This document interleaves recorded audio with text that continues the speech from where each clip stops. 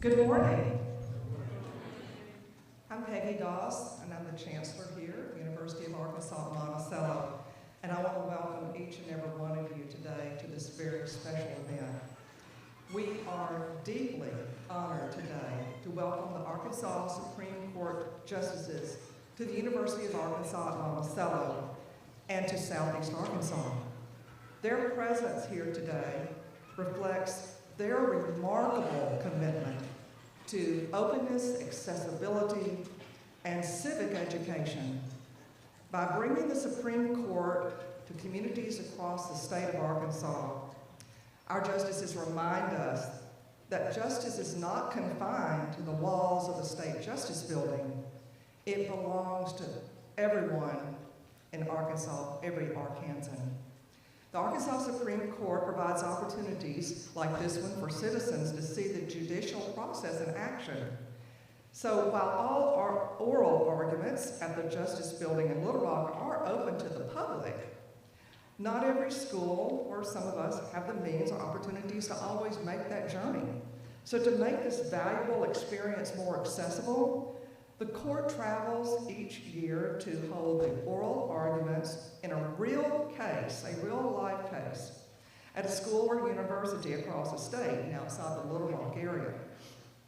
So students like you and community members that are here with us today are always invited to witness these proceedings and to engage directly with the justices in a question and answer session after the oral arguments are concluded.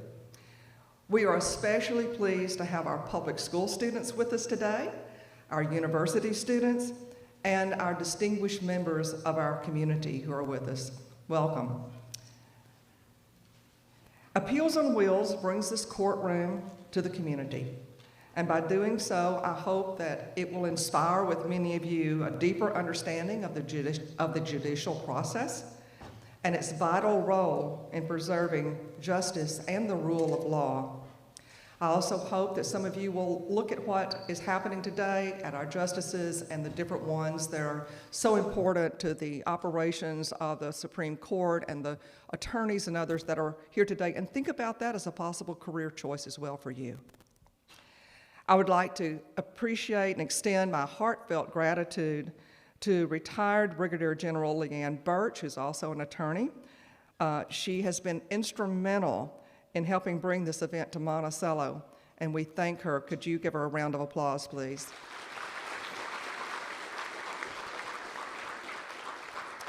She has a strong dedication to education, civic engagement, and public service, and it's exemplified in the values that we're going to celebrate today. On behalf of the University of Arkansas at Monticello, thank you all for being here and for supporting this remarkable opportunity to see justice in action. So it's now my pleasure to introduce to you the Watson Chapel School District Junior ROTC, who will present our colors. They will be followed by UAM Student Government President, Mr. Aiden Manley, who will lead us in the Pledge of Allegiance, and then Mr. Scott Bearden, Associate Professor of Voice at the University of Arkansas Monticello, who will sing the national anthem. So at this time, would you please rise for the colors to be presented? Thank you.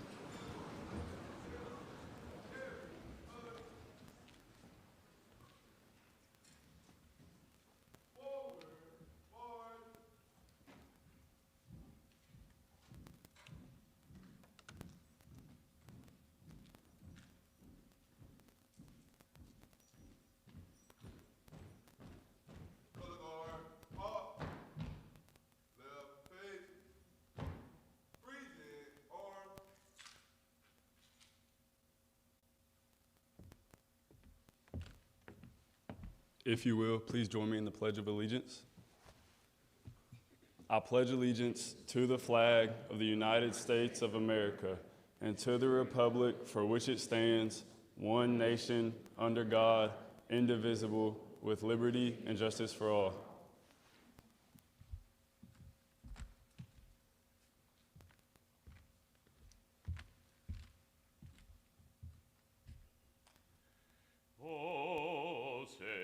Can you see by the dawn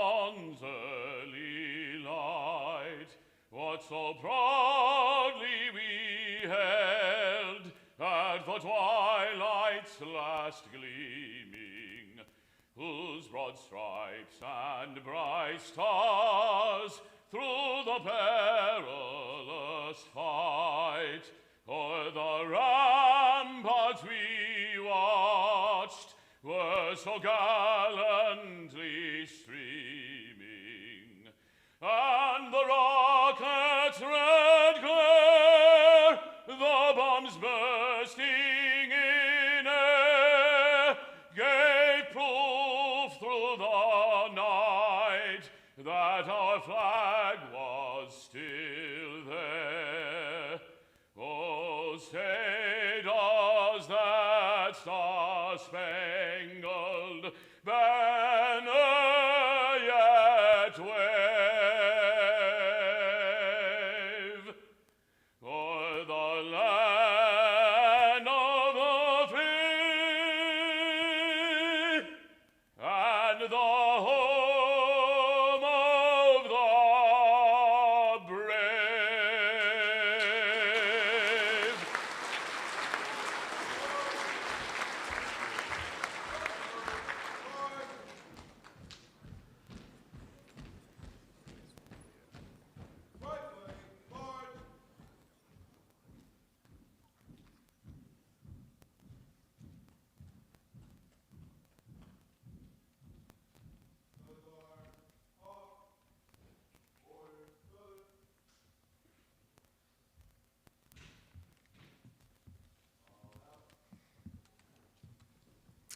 Good morning. My name is Justin Howard. I'm one of the campus pastors here at UAM, and I've been given the honor and the privilege to lead us and to kick us off this morning in a word of prayer. So if you would, bow your heads with me. Father, thank you so much this morning for the opportunity to lend your ear. It's amazing that the God of the universe desires to hear from his children. This morning, we come to you asking for wisdom. Your word says in James chapter 1 that if we ask for wisdom and we believe that you're going to give it, you're going to give it. And so this morning we ask for wisdom and knowledge and understanding for all the parties involved. Father, most of all, we're thankful for your Son and the price he paid on the cross for all of our wrongdoings. And in Jesus' precious name, amen. At this time, I would like to introduce Miss Leanne Birch. She's going to be presenting the decorum for the day. Good morning. This is a real court proceeding of the Arkansas Supreme Court. It's called an oral argument. It involves real people and serious subject matter. There are rules that the audience must follow. The rules that are in place in the Arkansas Supreme Court's courtroom in Little Rock will be in effect here today once court is in session. The attorneys will each have an opportunity to advocate for their clients, and justices will ask the attorneys questions about the case. When the justices are ready to begin, the bailiff will announce, "All rise." You are expected to stand if able. When you're instructed that you can be seated again, you may be seated. While court is in session, please do not speak and please refrain from getting up. Let me say that again. Please refrain from getting up. Also, while in session, there's no use of any electronic devices by the audience. If you have a cell phone, recording device, or other electronic device, please power it off once court is in session. Please remain seated at the end of the proceeding and await further instruction. Thank you for your consideration.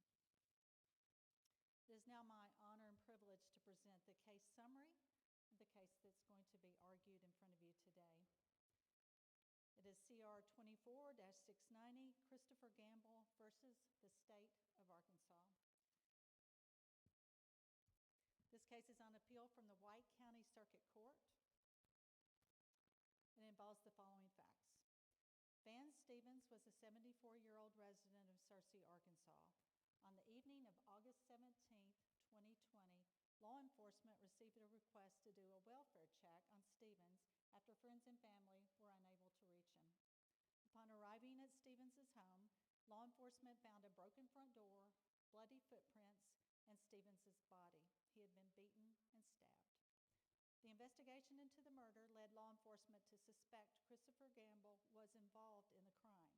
After developing Gamble as a suspect, Searcy police encountered Gamble when responding to a trespassing call at a Searcy hotel. During the encounter at the hotel, police found an alleged drug pipe in Gamble's pocket, and they transported Gamble to the police station so he could be questioned about the murder. After being informed of his right to remain silent, Gamble admitted entering Stevens's home but denied any involvement in the murder. After giving this statement, Gamble was charged as a habitual offender with capital murder, aggravated residential burglary, and breaking or entering. Prior to trial, Gamble's trial attorney asked the court to suppress the statements Gamble made to investigators while at the police station. Gamble argued that the prosecution should not be able to use his statements to investigators at trial because the statements were illegally obtained from him. More specifically, he argued that law enforcement used the drug paraphernalia as an improper excuse or pretext to take Gamble to the police station to question him about the murder. The trial court denied the motion. The circuit court assembled a panel of prospective jurors for Gamble's trial. During the jury selection process, one panel member stated a belief that Gamble was guilty of the crime. Because the potential juror's statement was made in the presence of the entire panel, Gamble asked the trial court to strike the entire panel from sitting on the jury. The trial court excused the juror that made the statement, but denied the request to strike the rest of the jury panel. After the jury was selected, the prosecution introduced evidence from witnesses who testified that they saw Gamble acting strangely in the area of the crime. This included testimony that, on the morning of the murder, Gamble was smoking methamphetamine at a house next door to Stevens's house, and that Gamble was seen rummaging through Stevens's truck, entering and exiting the alcove of Stevens's front door, and changing clothes. There was also evidence that Gamble's shoes matched the bloody footprints at the crime scene, and that Gamble set a fire in the area that firefighters were called to put out. Items collected from the burn pile, including a knife, ultimately were traced back to Gamble. The prosecution also introduced Gamble's statements to investigators. The jury found Gamble guilty of capital murder and aggravated residential burglary, but not guilty of breaking or entering, and he was sentenced to life without parole plus 60 years. Gamble appeals, and he makes two claims in his written appellate statement arguments.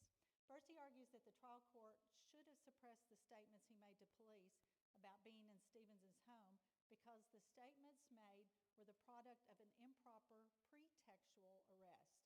Second, he argues that the trial court should have stricken the entire jury panel during the jury selection process because one prospective juror stated a belief that Gamble was guilty in the presence of the rest of the panel.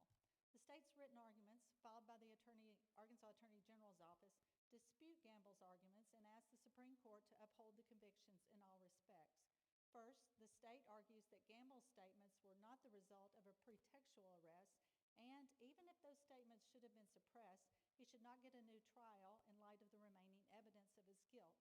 Second, the state argues Gamble's assertion of a tainted jury panel is speculative, and in any event, the trial court cured any potential prejudice by instructing the jury to disregard the prospective juror's statement. This case is on appeal to the Arkansas Supreme Court. In Arkansas, anyone that is convicted and receives a sentence of life in prison or the death penalty appeals directly to the Supreme Court without having to first appeal to the Arkansas Court of Appeals. The issues before the court today are not whether Gamble is guilty or innocent, but whether legal errors occurred in the trial court. If the Arkansas Supreme Court determines that errors were committed, then it will decide if Gamble is entitled to a new trial or dismissal of the charges.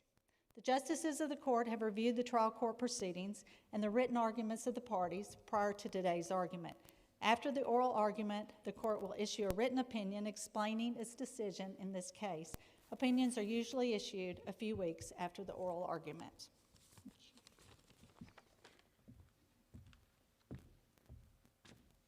All rise. Hear ye, hear ye, hear ye. The Arkansas Supreme Court is now in session. All persons having business before this honorable court, draw near, give attention, and ye shall be heard. May God save this United States, state of Arkansas, and this honorable court.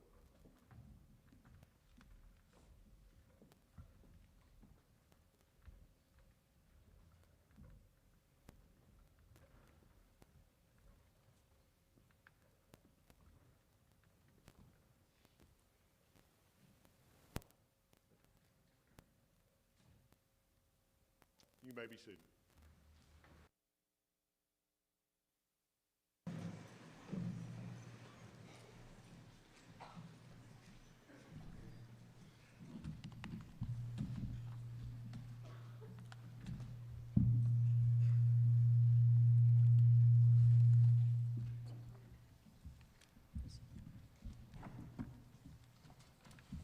Good morning.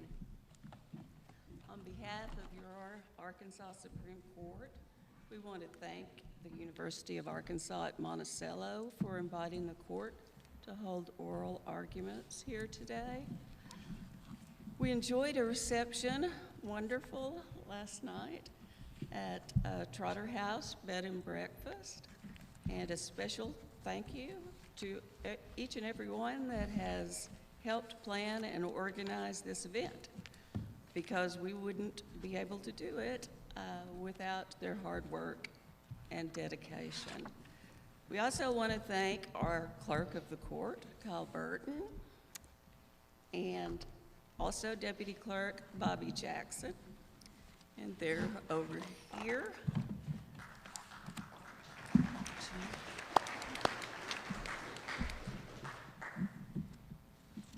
Appellate Review Attorney Joni Harp, and to the Supreme Court police officers who are here with us today, and a thank you especially to Danielle Cummins for the Arkansas Administrative Office of the Courts for coordinating this event. Without the attorneys agreeing to argue this case in Monticello, we could not hold the oral argument here. So the court wants to thank the attorneys as well for their willingness to argue this case in Monticello. I have a few other people I'd like to thank, particularly Dr. Peggy Doss, who has been invaluable, and Jamie Macklin. Also, the Executive Council, the Academic Council, UAM Police Department, Watson Chapel School for the Color Guard, Aiden Manley for the Pledge of Allegiance, Scott Bearden for the National Anthem, Leanne Birch for the Decorum and Rules, and Justin Howard for the prayer. Also, the student ambassadors that will be helping us today. The Monticello Police Department. And we have schools here today, and you can go ahead and yell out when so we'll get an idea where you are. Crossett High School.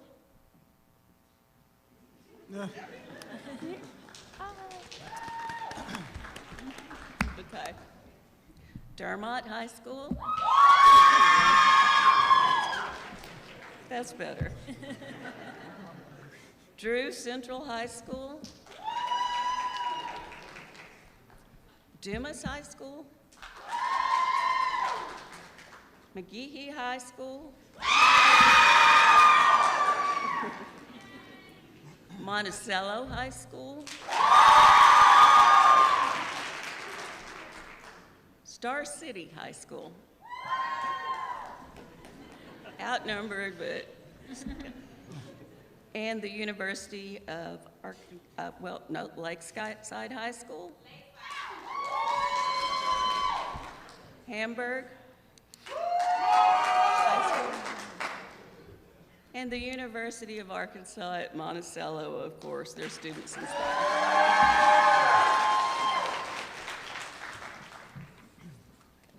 And that right after the decorum rules, but prior to the year 2000, the Supreme Court could not conduct arguments outside of Little Rock.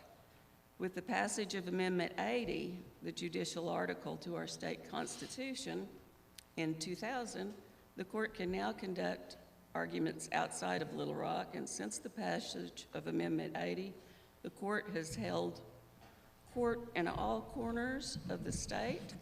We believe it is very important to hold court in all parts of the state, and give the opportunity for people to see the Supreme Court at work, because not everyone can go to Little Rock to observe the Supreme Court or to hear a case. This is a very valuable educational tool and gives more people the opportunity to better understand how the Supreme Court works. And after the argument, we're going to break into different sections, and a justice will come to each area and speak with you a little bit closer so you can ask questions then. Now I would like to introduce the other justices of the court. To my right is Justice Courtney Hudson. Justice Hudson is of Harrison, now Fayetteville. Practiced law in Fayetteville, served as a judge on the Court of Appeals for 2 years, and this is Justice Hudson's 15th year to serve on your Supreme Court.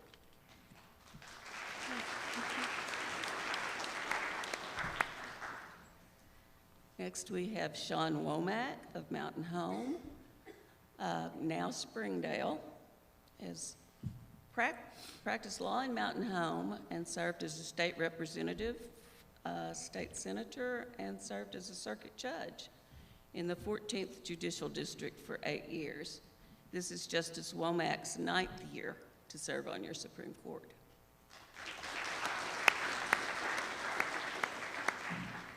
And finally, on my right, Justice Cody Hyland from B Branch, Arkansas, now Little Rock. He was in private practice, served as a prosecuting attorney for the 20th Judicial District, served as a U.S. attorney for the Eastern District of Arkansas, and served as chief legal counsel for the Arkansas Department of Public Safety. This is Justice Hyland's 3rd year to serve on your Supreme Court.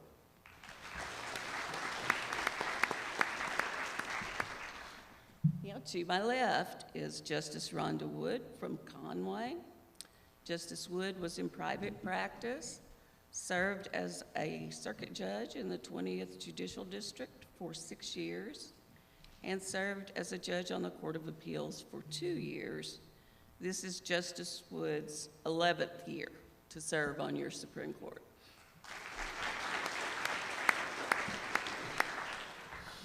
Next is Justice Barbara Webb from Benton. Justice Webb was in practice, private practice, served as a prosecuting attorney for the 7th and the 22nd Judicial District, served as an administrative law judge for the Arkansas Workers' Compensation Commission for 10 years, served as a chief administrative law judge for 2 years, and served as the first female circuit judge in Saline County. This is Justice Webb's 5th year to serve on your Supreme Court.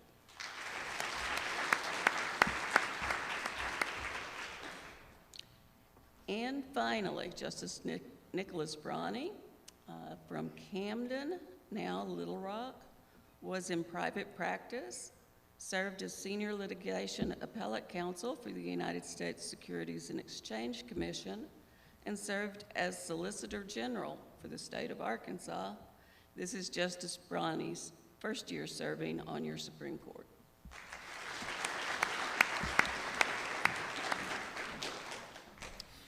I am Chief Justice Karen Baker, and I am from Clinton, Arkansas, still live there, and I have served on the Arkansas Supreme Court since 2011. So Justice Hudson and I actually began serving the same time. So this is my 15th year. Prior to serving on the Arkansas Supreme Court, I served as a circuit judge in the 20th Judicial District for 6 years and served as a judge on the Arkansas Court of Appeals for 10 years. Prior to serving on the bench, I was in private practice, and I also served as a public defender for Van Buren and Searcy counties. So that's me.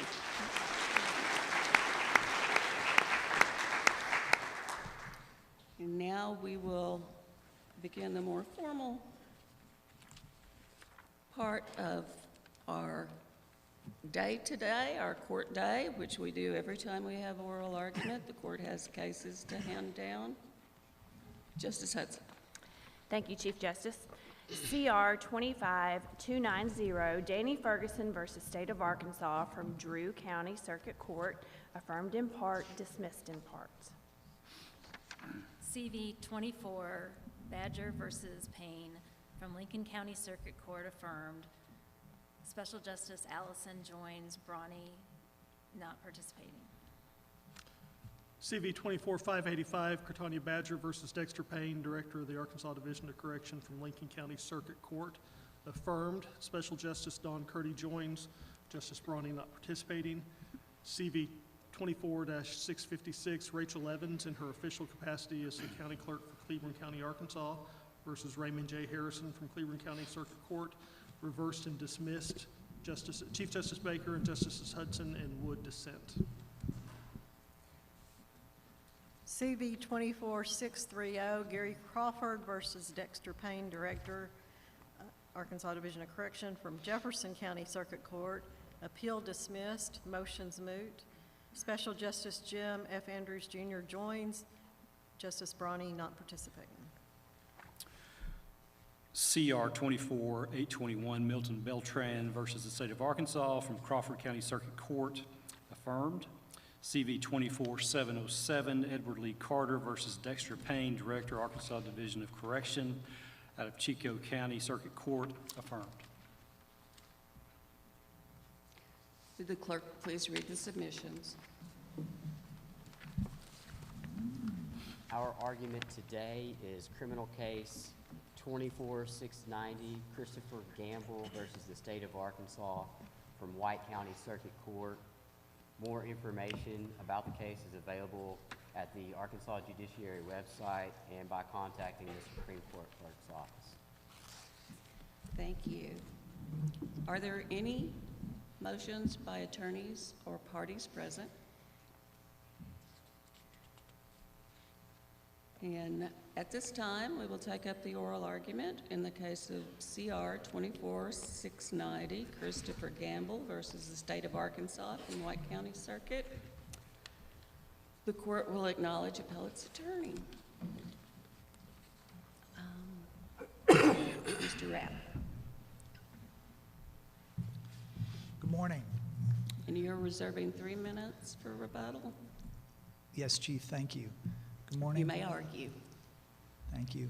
Good morning, Madam Chief Justice. May it please the court. My name is David Raub from the Arkansas Public Defender Commission. I'm here on behalf of Christopher Gamble, who seeks this court's reversal of his White County conviction. Counsel, would you mind speaking up just a little bit for me? Thank you. Not at all. My apologies. I could hear myself. I was afraid I was too loud. Thank you, Justice Hudson.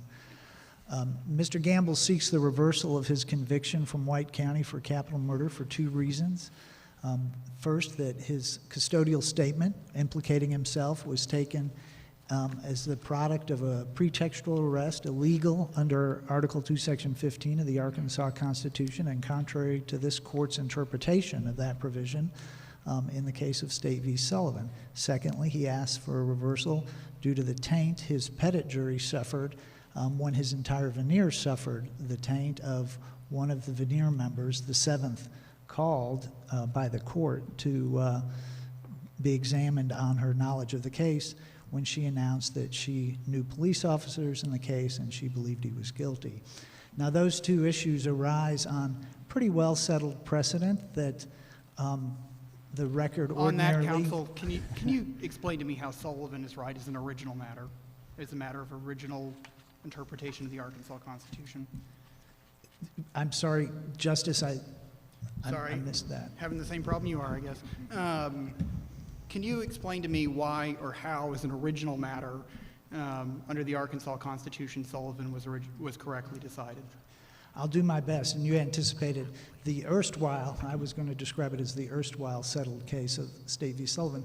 The court's supplemental briefing, I think, establishes that at about 10,000 feet, we're now looking at that question, and I think the answer lies principally in this court's obligation to be stewards of the state constitution, to look at its provisions independently, even when they parallel the federal provisions, and that the court's ability to provide an independent resolution of a right in the state of Arkansas on the 5 particular words that exist in that provision, the right to be secure in our persons. Counselor, for educational purposes, would you explain what a pretextual arrest is and why we would be concerned with one? A pretextual arrest is when the police will use the opportunity to arrest somebody they suspect of a greater crime. This case is a pretty good illustration of it, actually. Mr. Gamble was suspected of knowing something or being a participant in Mr. Stevens' killing. And the police officers in Searcy on the beat were told that they should bring him in for questioning by CID. And the officers who uncovered him or found him the morning that he was arrested in August of 2020 had a couple reasons they thought they might be able to arrest him. He was arguably trespassing at a local La Quinta when he was searched pursuant to a search waiver that he had as a probation or parolee. He was found to have drug paraphernalia. So they had reasons to arrest him for crimes far short of capital murder, and that was a good way to seize him, take him into custody on the pretext, that is, for a different reason than the apparent one on the scene when they arrested him, to ask him about the capital murder. So pretext is the officers, what I describe as a little bit of unfair dealing.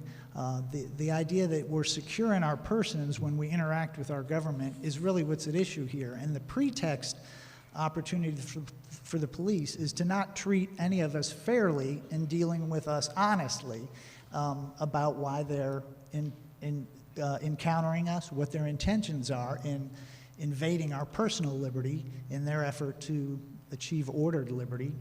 Counsel, would your position in the case be different if law enforcement had charged him either with trespass, which I know is difficult here because I think the hotel was unwilling to file charges, or they had charged him with drug paraphernalia? So would it be okay to have proceeded, and even though their motive was they wanted to bring him in for questioning, obviously in the homicide case, as long as they file charges in the sort of pretextual context, is that okay? No, Your Honor, our position wouldn't change on the formality of a charging decision made later. If you look at the litigation in the case, both the suppression motion and the suppression hearing, you'll see that Mr. Gamble's position was he was either taken in without any probable cause, or as it developed, he was taken in as a pretext on either of those two charges. Well, in the briefing, it seemed as if you made the point sort of repeatedly that, you referenced that he was never charged on either of those. So that's why I was wondering, is that one of the crucial factors for this court to consider in keeping or not keeping and changing the rule? I think the lack of a formal charge following his custody and his delivery to the CID to be interrogated illustrates the pretext nature. Pretext, I think, here can be understood as kind of a collective decision by the police, much the way the court looks at collective probable cause determinations. So your use of that is just to show that that's how you prove pretext? In this case, it does. And I think you could prove pretext by also illustrating that he was arrested on this charge, they pursued it. Now, in the run-of-the-mine case, the government might be in a better position if the beat officers arresting somebody, bringing him in and charging him for trespass or paraphernalia don't have the communication they had here with the detective in charge of the criminal murder investigation, and it's clear that They want to bring in Mr. Gamble, and they're going to do it either by something they find on the scene, which they certainly have the ability to do, or they're going to seize him without probable cause. And that's why I say in the briefing in this morning that the formality of a charge on the lesser offense is not dispositive of whether or not pretext has occurred. And I hope that is responsive to Justice Hudson's inquiry about whether or not pretext can be shown in a case like this. Why does it matter, in the sense, and I think that's what Justice Hudson was asking earlier as well, in the sense that most Fourth Amendment issues, when we talk about confession and we look at voluntariness, we look at reasonableness, and that's usually sort of an objective standard.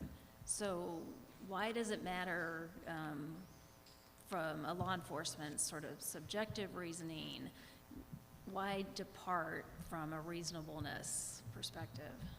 Well, I think there are 2 truisms in the law and 4 cases that would guide the court, or certainly have illustrated to me why I think that it's true that we would depart in Arkansas. And the first is Wren itself, the U.S. Supreme Court case in '96 that said, subjective motivations of officers play no role in ordinary probable cause determination. That makes some sense when you look at the text of the First Amendment, or the Fourth Amendment, which, despite having a preference for warrants, does say that reasonableness is, and the authorities interpreting it say that reasonableness is established by probable cause determinations. The preference is that judicial officers do that on the front end, but on the back end, judicial officers can do that.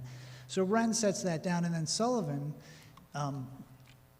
the next 3 cases that I would suggest the court consider are the trilogy, if you will, of Justice Brown's decision in State v. Sullivan, State v. Harmon, and State v. Brown, all of which explore whether Article 215 should be the source of a departure of a greater right to personal liberty in Arkansas. Yeah, but doesn't Harmon go the other way? I mean, you have a decision decided a couple of years later that would seem to suggest, if you're considering overruling a case and changing precedent, if you look at Dobbs and you kind of use the Dobbs standard the U.S. Supreme Court articulated, doesn't Harmon suggest that the standard that was articulated in Sullivan is not workable and in fact dialed it back? I take just the opposite conclusion from that, Your Honor, and that's why I offered as one of those cases. I think it's a case that illustrates the court's ability to evaluate what's reasonable as a matter of state constitutional law and what it means in Arkansas to be secure in your person depends on a balance of what's reasonable and the nature of the privacy interest invaded. An arrest is certainly a greater thing than a vehicle stop, which was at issue in So I agree with that, but then the question then becomes, if the concern is that people are going to use this routinely in order to stop people for other reasons, I would think the vehicle search is probably a more problematic example.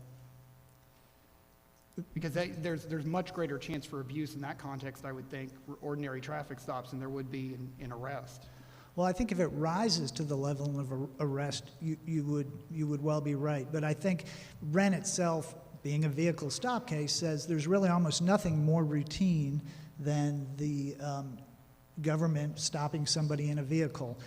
The possibility for abuse is there, but the privacy interest escalates or gets larger if we're actually going to take somebody into custody and not release them from the scene. So what in the Arkansas Constitution, what in the debates underscores that somehow we departed from the Fourth Amendment, that somehow we adopted a different standard? I mean, I look at Sullivan, I'll be frank, I don't see any reasoning there at all. So that's why I sort of started with the question, explain to me why as an original matter, what debates from the Arkansas Constitution in 1874 support your position? Well, less than the historical analog that might logically support it, I offer a couple truisms, if you'll indulge me.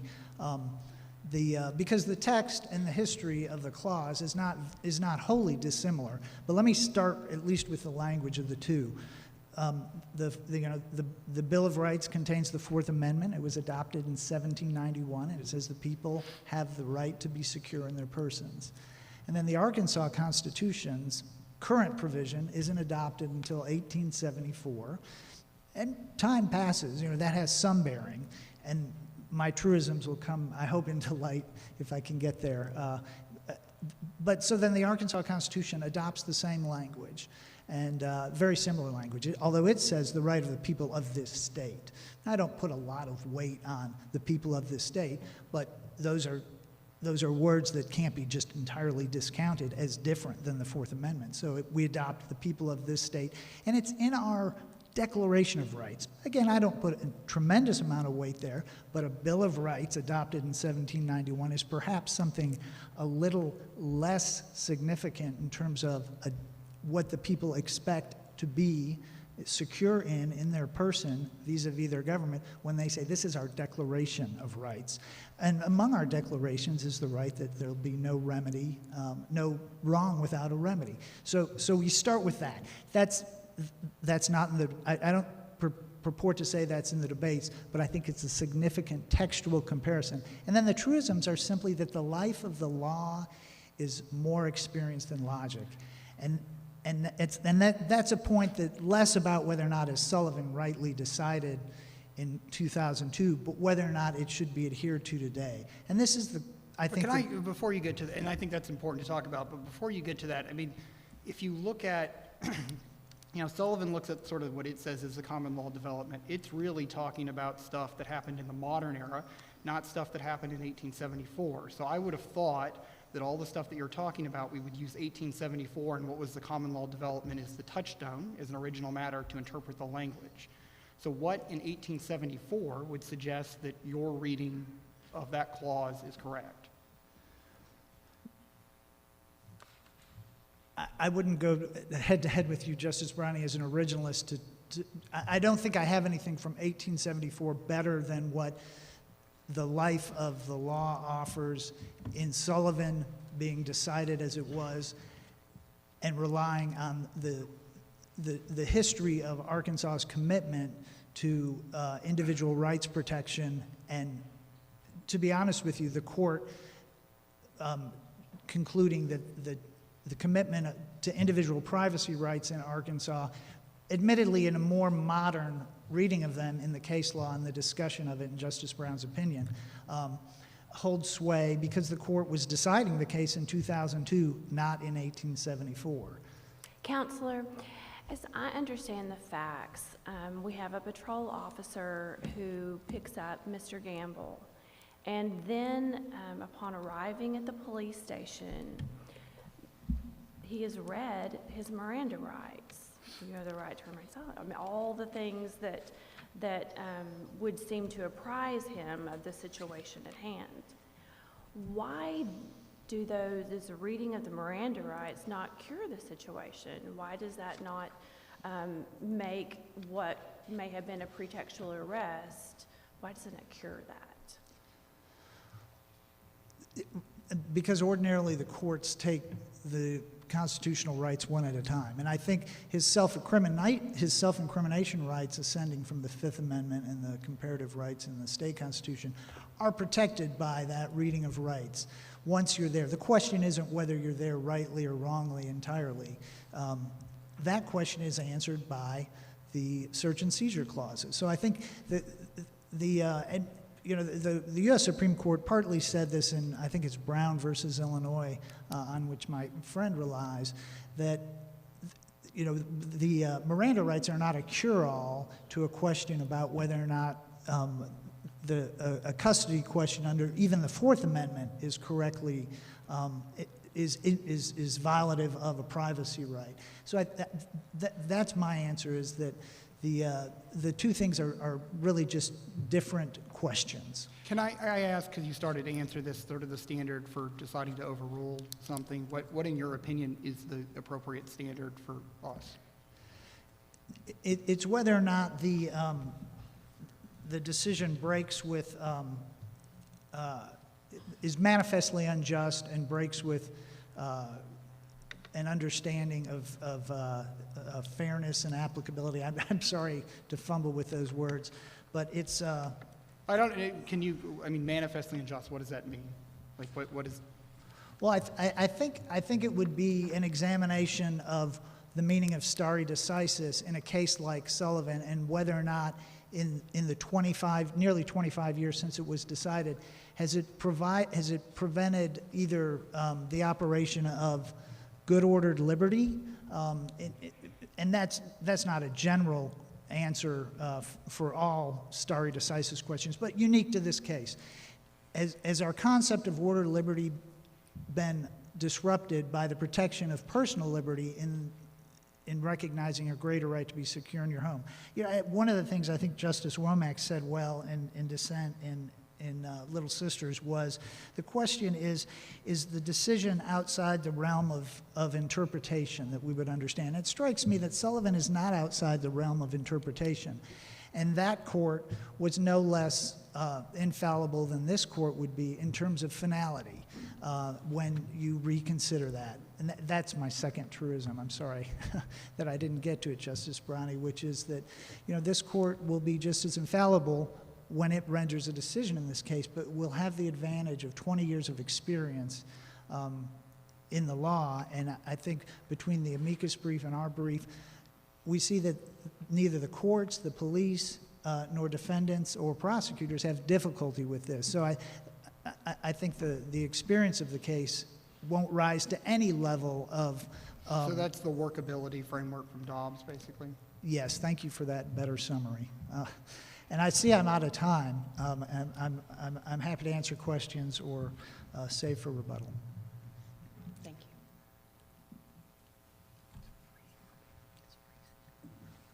you. Mr. Hawkins for the state.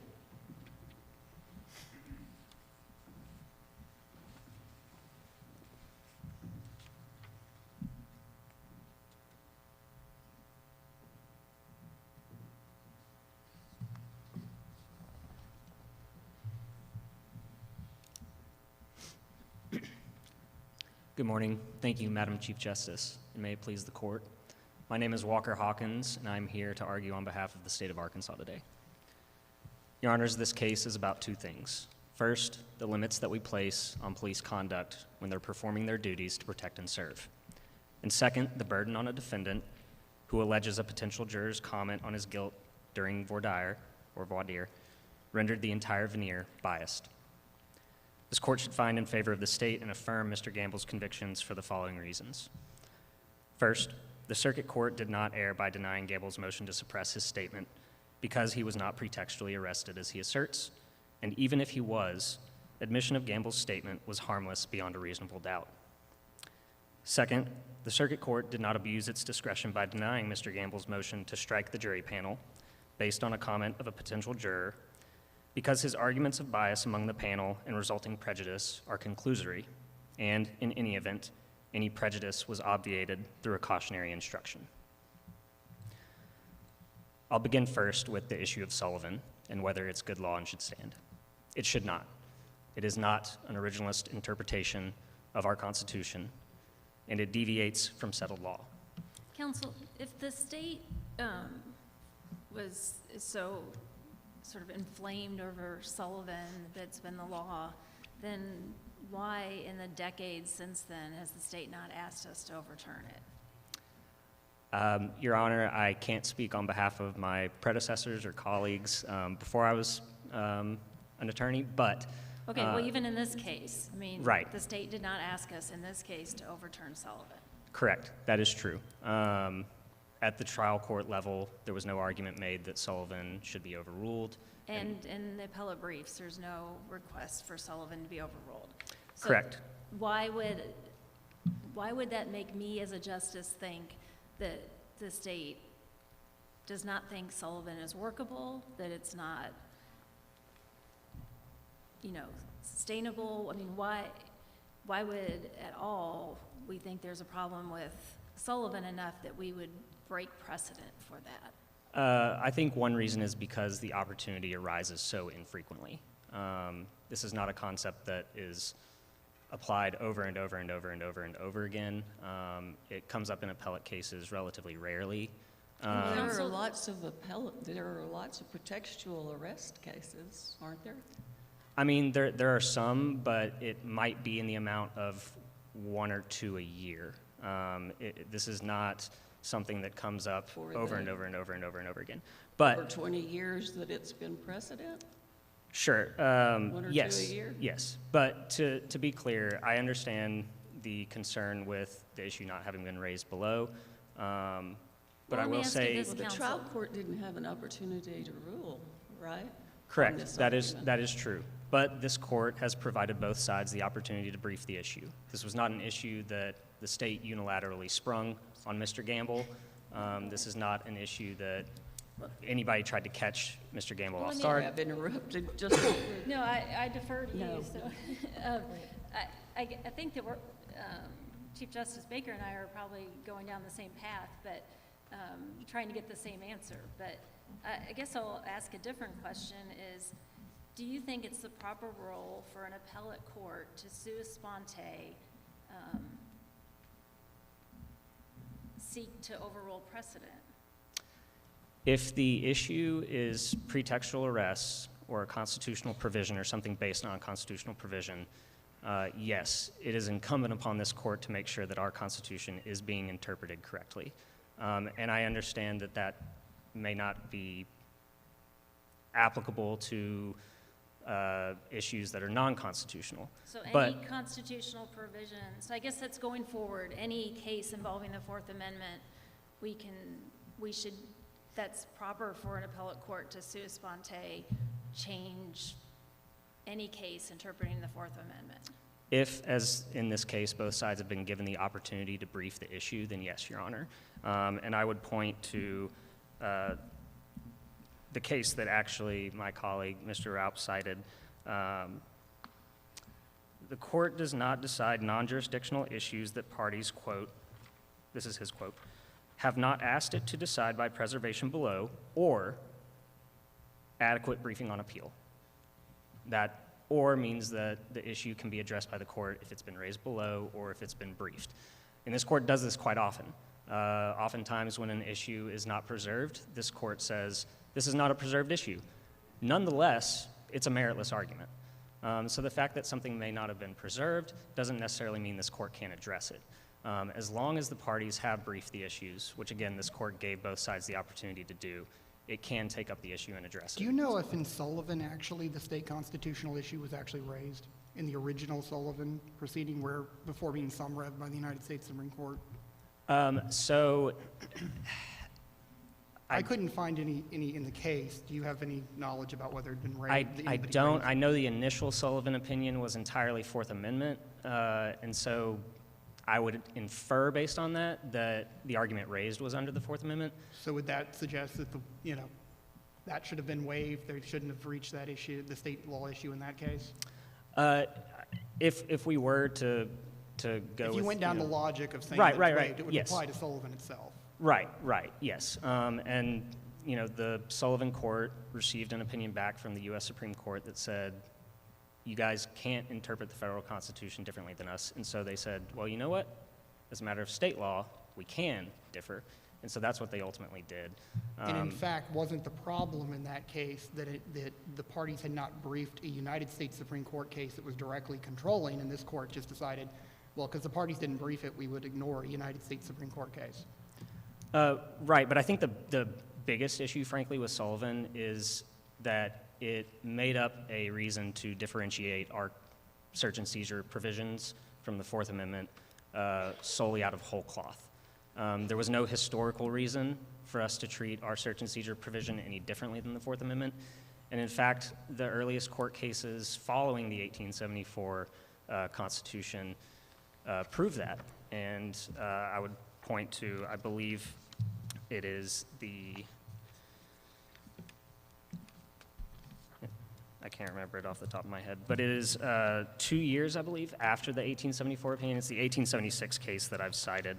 But that case said our Constitution contains the usual American provisions of protecting persons and their property. And I think that language, the usual American provisions, is incredibly important because it indicates that we were not creating a right to be protected from search and seizure that was based on localized state concerns about personal privacy. It was, we want to have the same protections that the Fourth Amendment applies, because at this point, the Fourth Amendment didn't apply to the states. The Fourth Amendment had not been incorporated to the states until 1961. So when we drafted this Constitution and essentially copied verbatim the Fourth Amendment, and then turned around 2 years later and said, these are the usual American provisions, and roughly 30 years later said, when we have identical provisions, we consider the Supreme Court controlling. That indicates that our Constitution, Article 2, Section 15, was indeed supposed to be treated identically to the Fourth Amendment. But, Counselor, we are a republic. I mean, there are states within the Union, and one of the first principles I learned in law school was that as a state, as a sovereign, that we can provide more protections for our people. So what do you do with that premise? This court certainly can provide greater, or our Constitution can provide greater protections. But repeatedly, from the late 1800s until this court in 2017 even said so, when it's identical provisions, absent a compelling reason to do so, we will interpret our Constitution the same as the federal Constitution. So yes, we can provide greater protections, but there has to be some compelling reason to do so. And Sullivan failed to identify any compelling reason. It said, oh, well, we have a history of having some heightened concern over pretextual arrests dating back to Smith and these other cases. Well, would the fear of racial profiling be a compelling interest? So to say officers can't take racial into consideration. Well, I mean, that's what all the sort of research and literature out there suggests. You know, I'm not saying that's what all the research in favor of upholding Sullivan has suggested, that that's the compelling reason to keep it. Is because racial profiling results in pretextual arrests? Is that I just want to make sure that's the logic. Another way, I think. Gotcha. So that's what I'm asking, would that be a compelling reason to keep Sullivan? I mean, you were saying there's no compelling reason to depart from the U.S. Constitutional's interpretation of the Fourth Amendment absent a compelling interest. Right. So would it be a compelling interest in Arkansas to say, we fear about racial profiling, so we will give our citizens more protection? So I would say the fact that this court said that pretextual traffic stops are fine indicates that that is not of a great concern. And I say that because, as Justice Brownie pointed out, and as multiple cases have pointed out, essentially anybody can be pulled over for a traffic violation at some point. There are so many different traffic laws that everybody here on their way driving here possibly committed a traffic violation without knowing it. And so one of the concerns about pretextual traffic stops was that, they're going to start pulling over minorities a lot more than, the majority white population. And our court said, no, pretext in a traffic stop is fine. And so I would say to the idea that we have some concern over racial profiling is belied by the fact that we allow pretextual traffic stops. I don't think anything could be, more of a ground for racial profiling than pretextual traffic stops. And I guess if we're revisiting sua sponte, pretextual anything, I guess that you're okay with revisiting that as well, right? No, because it was correctly decided. Subjective intentions have no part to play in Fourth Amendment or Article 2, Section 15 analysis. Can I ask about the departure question in the other direction, actually? If we can, which we can depart from the federal interpretation. One way to do that is like we did in Sullivan, to create more protections. But if we're interpreting that greater protection, can't we depart in the other way on the suppression principle, not when we're applying federal constitutional law in the Fourth Amendment, but couldn't we also say, okay, you have this protection against pretextual arrest, but there's no suppression principle. It doesn't apply. Because as I read the literature, suppression really doesn't have any basis in original understandings of either the federal or state constitution. Couldn't we do that? Yes. The court could certainly go the other way. When the Fourth Amendment and Article 2, Section 15 were each respectively established, the exclusionary rule wasn't a thing, and oftentimes your remedy was through asserting your property rights. I've been trespassed upon when they searched my house. I was assaulted when they arrested me or seized me. That originally was the remedy. It wasn't that you get to toss out evidence. And so in the vein of interpreting our Constitution with an originalist or through an originalist lens, you could revisit those types of decisions. And would that satisfy Mr. Raup's argument about every right has to have a remedy? Is that right? Yes. There would still be a remedy. And as I said, back when this originally was passed, it was to file suit for either violation of your property rights or your, personal liberties as far as assault or battery or something like that. And I will say that one of the main reasons that Sullivan is wrongly decided is that in an area of law in which this court consistently applies objectivity to whether something is reasonable, the Sullivan court all of a sudden decided, well, in this very niche, one specific area of law, we're going to say that it's actually a subjective test. Your expectation of privacy, which has Fourth Amendment implications, has to be objectively reasonable. Probable cause for an arrest has to be objectively reasonable. That's verbatim a court rule. And so Wren was right. Justice Scalia was right when he said subjectivity has no part to play here. And on top of that, I would say that the cases that Mr. Gamble cited, or that Sullivan cited for evidence that we have a problem with pretextual arrests, the earliest one, Smith, was explicitly based on Fourth Amendment law. Most of the other cases also were based on Fourth Amendment law. So it wasn't that we had some heightened concern about pretextual arrests. We had the same exact concern that the U.S. Supreme Court told us to have under the Fourth Amendment. So it wasn't indicative of us believing in higher protections for our citizens compared to citizens of the country at large.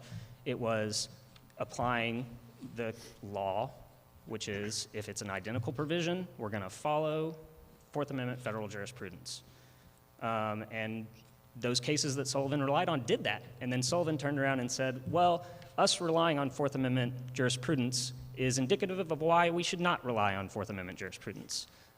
It was frankly illogical and shouldn't stand.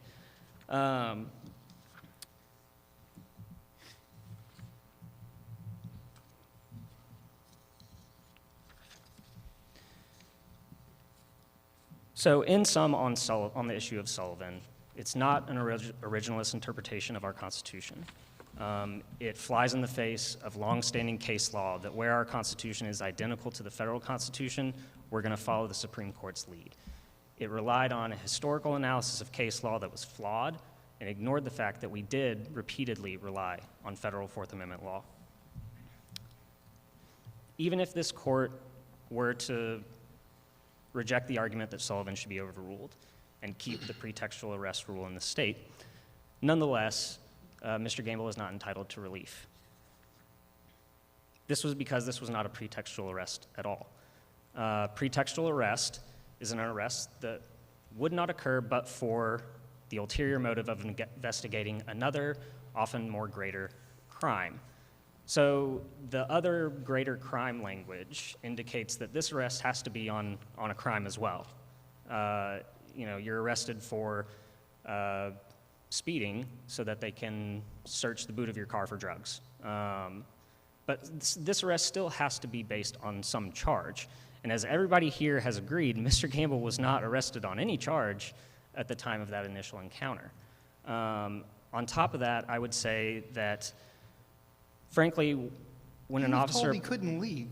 I mean, I struggle with that because he was told he couldn't leave.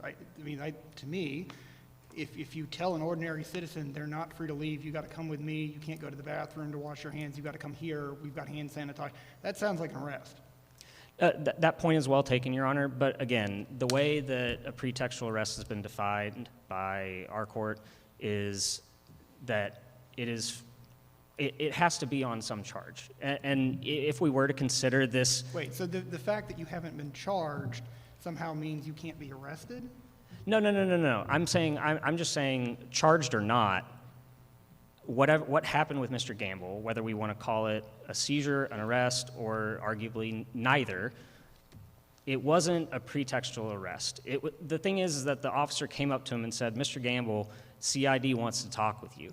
It wasn't, there was no ulterior motive. I mean, that's not really how it happened. So, I mean, it went down because they got called for him to be out at the hotel, to remove him from the site.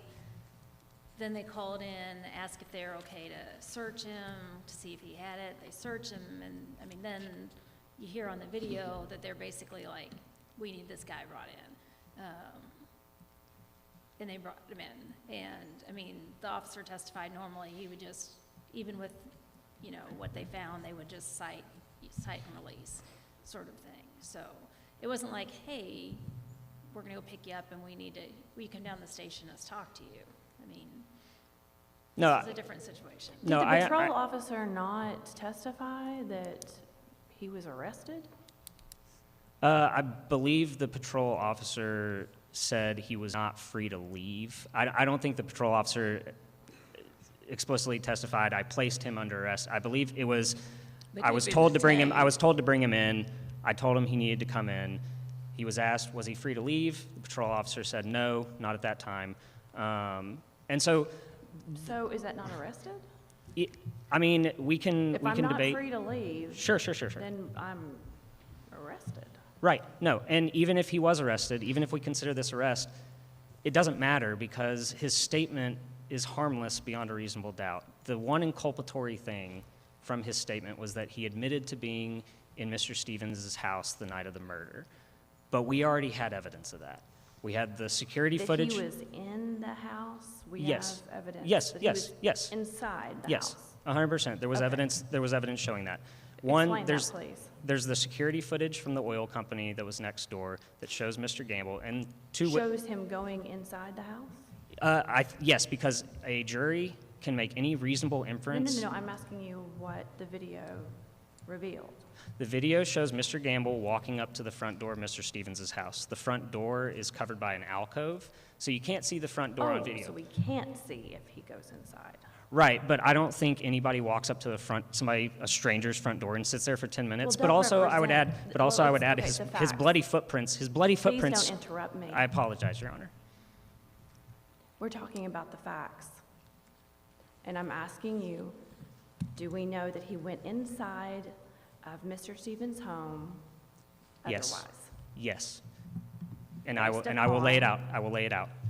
He's seen around the time of the murder. We know roughly what the time of the murder is based on the medical, forensic evidence. So he's going up to the front door of Mr. Stevens' house around the time of the murder. We don't see him again for 10 minutes, right? His bloody shoe prints are in the house. Nobody else is seen going in or around the house around the time of the murder. Mr. Gamble is the single person who could have been in the house at the time of the murder. We have his bloody, we see him going up to the front door. While we don't see him walk inside, we know that he did go inside because we have his shoe prints. You are describing circumstantial evidence. Which is still evidence, Your Honor, yes. It is. But my understanding was law enforcement testified they did not have probable cause to arrest him until he made those statements when he was in custody, well, not free to leave, following sort of this arrest, wasn't arrest. I don't know where he landed on that, but. So the probable cause for the murder arrest didn't come from his statement. As the officers testified, they were collecting other evidence while Mr. Gamble was getting his interview in custody. And it was based on that other evidence, including the oil company footage and the bloody shoe prints, that ultimately led them to say, okay, now we have probable cause. We have his bloody shoe prints there, so we know he was there around the time of the murder. We have him on video. We don't see anybody else going up to the house. And because of that, this was harmless beyond a reasonable doubt. Even if he was arrested, pretextually or not, his statement didn't move the needle one way or the other. Then why did prosecution repeat it numerous times in closing if it was so unimportant? I mean, it was just to show that what he said didn't match up with the actual evidence that they had. It wasn't to show, oh, he admitted to doing this, or he, said, yeah, I stabbed the guy because he said something, racially charged to me. It was to show Mr. Gamble can't be trusted, can't be believed. It was to show that his statement was patently false, not to show that it was actually indicative of his guilt. I so thought to it was speak. to show he carried a knife, that he admitted he carried a knife.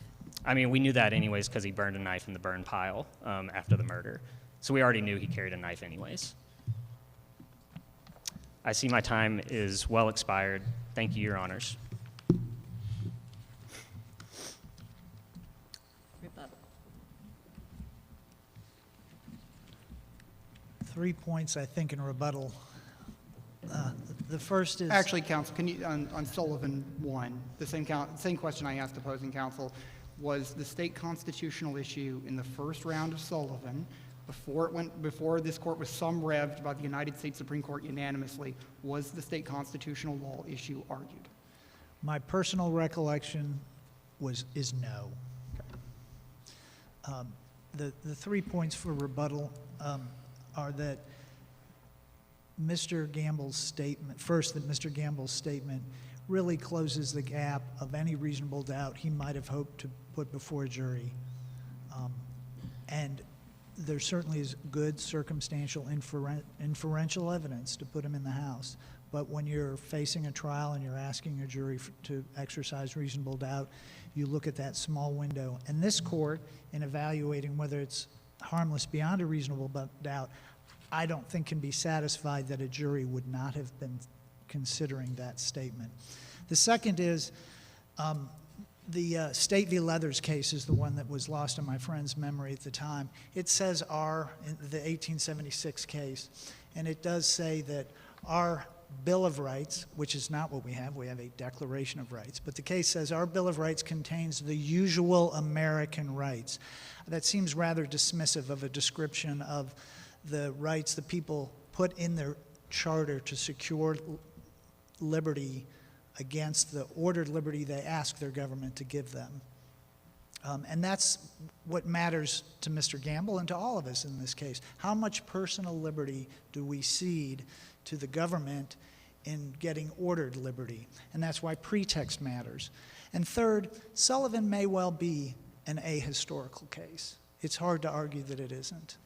Certainly it's what the state argued at the time it was decided. But now we know that whether it's ahistorical or not, it's on the books, and the court's obligation to consider in a stare decisis way its value to the bench and bar should rise just as importantly.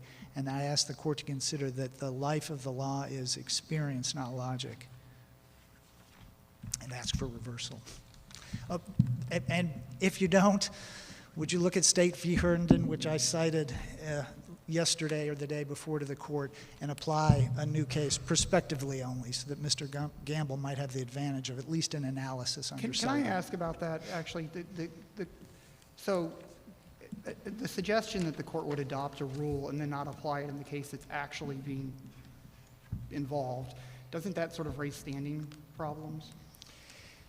That's sort of the point Justice Brown made in dissent in State versus Herndon, Your Honor. So it does, but I think the fairness principle looms larger than just standing. It's hard to imagine that Mr. Gamble doesn't have standing in this case. If the court resolves against him that Sullivan could apply to him, it really does undermine his ability to have brought that, to consider that first in the circuit court and at trial and an initial briefing. But why is that true? You had an opportunity to fully brief this on supplemental briefing. I guess I don't understand the argument that somehow you're surprised or those presentation issues really matter when you've been given a full round of briefing. Like, what would the trial court have done that we're not capable of doing on our own? Well, I feel like I have left all I could on the table for the court today, but what a trial lawyer might think differently about that, having faced a week-long trial below, not knowing that the suppression argument it was making was in fact not going to be the law come a year and a half later, is different. So again, I think it's fairness. I certainly see the perspective that it makes sense that the court should apply cases as it finds them, but nevertheless, the fairness principle has animated the court's decision about new prospective law generally, and we would ask that it would animate any different decision here. We would first ask that you affirm Sullivan. Thank you for your time. Thank you. This concludes our argument in this case. All rise.